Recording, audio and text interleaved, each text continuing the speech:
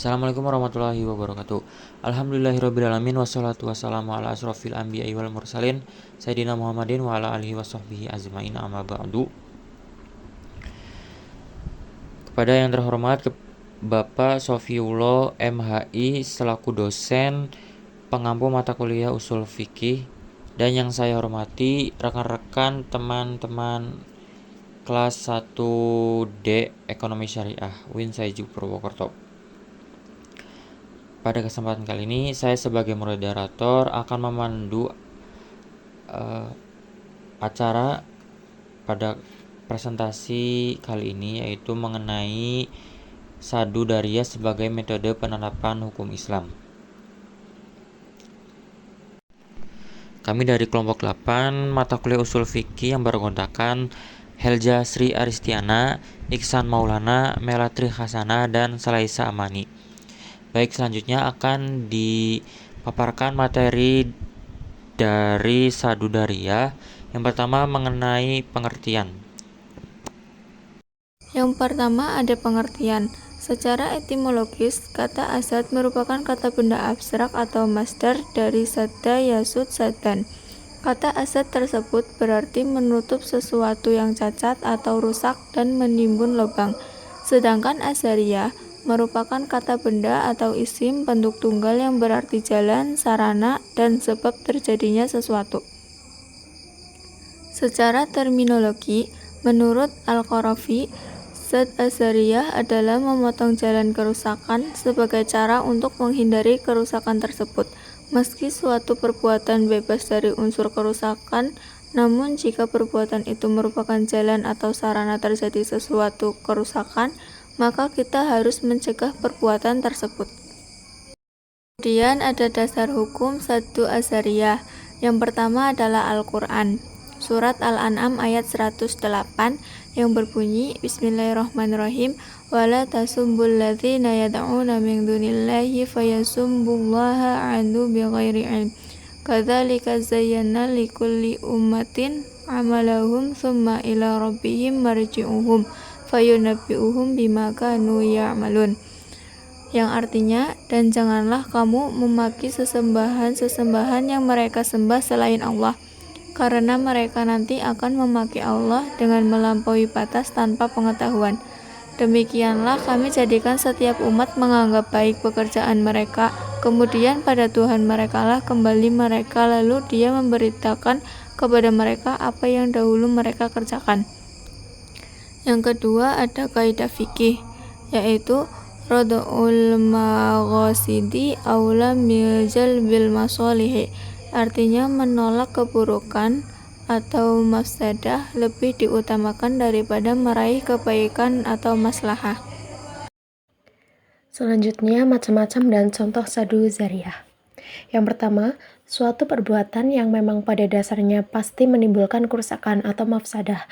Contohnya mengonsumsi minuman keras yang bisa mengakibatkan mabuk dan perbuatan zina yang menimbulkan ketidakjelasan asal-usul keturunan.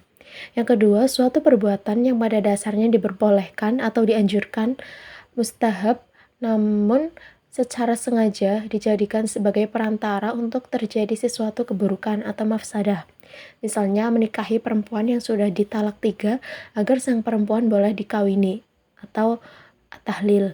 Contoh lain adalah melakukan jual beli dengan cara tertentu yang mengakibatkan muncul unsur riba.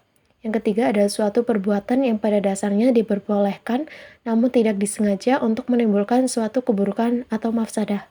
Dan pada umumnya keburukan itu tetap terjadi meskipun tidak disengaja. Keburukan yang kemungkinan terjadi tersebut lebih besar akibatnya daripada kebaikan yang diraih. Contohnya adalah mencaci maki berhala yang disembah oleh orang-orang musyrik. Yang keempat, suatu perbuatan yang pada dasarnya diperbolehkan namun terkadang bisa menimbulkan keburukan. Kebaikan yang ditimbulkan lebih besar akibatnya daripada keburukannya. Misalnya kayak melihat perempuan yang sedang dipinang dan mengkritik pemimpin yang alim. Pendapat ulama tentang kehujahan Sadu Zariyah.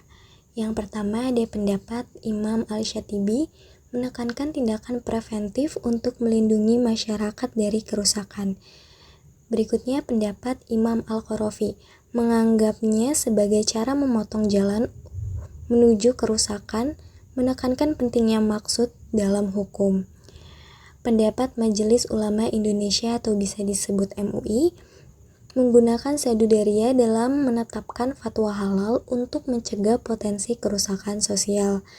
Pendapat ulama kontemporer, mengkritisi penerapannya, menekankan keseimbangan antara pencegahan dan kebebasan individu. Berikutnya ada penerapan sadu daria dalam hukum kontemporer. Sad al-daria adalah prinsip dalam jurisprudensi Islam yang mencegah tindakan yang dapat menimbulkan bahaya mafsadah. Penerapannya dalam hukum kontemporer meliputi transplantasi organ, diterima dengan syarat tertentu untuk mencegah eksploitasi dan kerugian. Berikutnya ada hukum pidana, mengatur peraturan agar tidak melanggar prinsip keadilan seperti dalam qisas.